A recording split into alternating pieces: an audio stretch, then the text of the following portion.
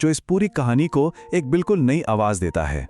और हमारी ये पड़ताल शुरू होती है एक सवाल से, एक ऐसा सवाल जो इतने सालों बाद आज भी गूंजता है। सवाल पूछा था द्रौपदी ने उस भरी सभा में, और उस एक सवाल ने धर्म, न्याय और इंसानियत सबकी परिभाषा पर ही एक क्वेश्चन मार्क लगा दिया था।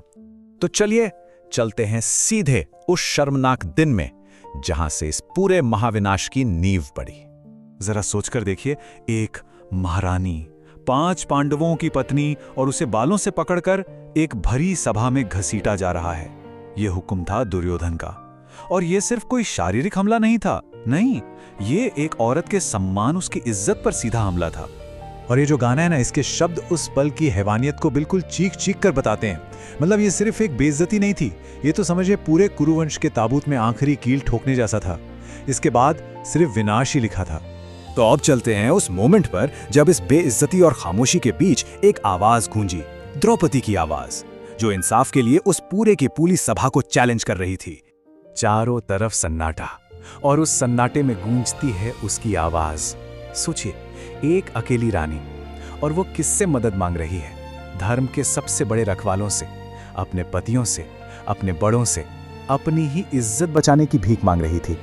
और सभा में कौन लोग थे? कोई छोटे मोटे लोग नहीं, गुरु द्रोण थे, भीष्म पितामह थे, अर्जुन और कर्ण जैसे एक से बढ़कर एक महारथी। मतलब वो नाम जिन्हें सुनकर ही लगता था कि धर्म हुआ क्या, होना क्या था। धर्म के वो सारे ठेकेदार मानो पत्थर के बुत बन गए। किसी के कान पर जूं तक नहीं रेंगी, किसी को उसकी चीख सुनाई ही नहीं दी। और बस उसी एक पल में वो सब अपनी जिम्मेदारी से, अपने धर्म से हार गए। लेकिन कहते हैं ना, जब इंसानियत हार जाती है, जब धर्म भी चुप हो जाता है, तब कुछ और ही होता है। कहानी अब एक ऐसे मोड़ पर है जहां इस बेइज्जती के अंधेरे में एक चमत्कार होने वाला था। और फिर वो हुक्म दिया गया जो इंसानियत की हर हद को पार कर गया। दुशासन को ऑर्डर मिला, इस दासी द्रौपदी को निर्वस्त्र करो।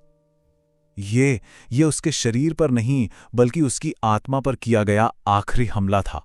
जब सारे दरवाजे बंद हो गए, जब हर रिश्ते ने साथ छोड़ दिया, तब द्रौपदी ने उसे पुकारा, जिस पर उसका अटूट विश्वास था, अपने सखा, अपने कान्हा को, भगवान कृष्ण को। ये एक भक्त की अपने भगवान से आखिरी पुकार थी। और फिर हुआ वो जो इतिहास में हमेशा के लिए अमर हो गया। एक तरफ थी दुशासन की हैवानियत और दूसरी तरफ कृष्ण की दिव्य शक्ति। दुशासन साड़ी खींचता गया और साड़ी बढ़ती गई, तब तक जब तक वो खुद थक कर गिर नहीं गया।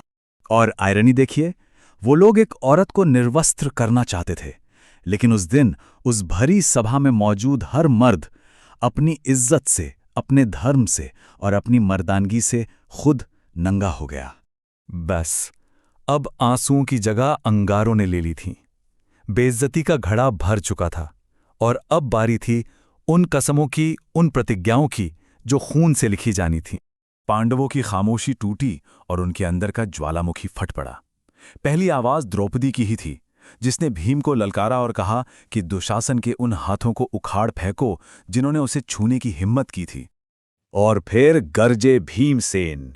उनकी प्रतिज्ञा ने तो मानो हवा में ही खून की गंध घोल दी।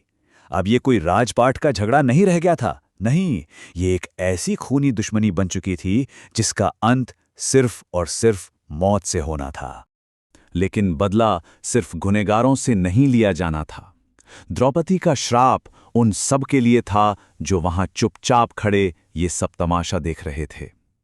उनकी खामोशी की कीमत अब हर एक को अपने खून से चुकानी थी। और अब हम कहानी के उस मोड़ पर आ गए हैं जहां से वापसी का कोई रास्ता नहीं था। ये वो पॉइंट ऑफ नो रिटर्न था।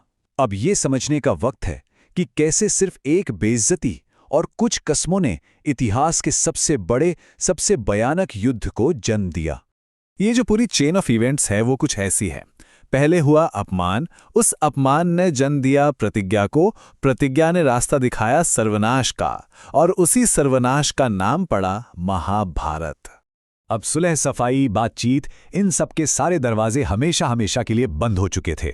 माफी और दया जैसे शब्दों का तो कोई मतलब ही नहीं रह गया था। भविष्य में बस एक ही चीज लिखी थी, बदला, प्रतिशोध।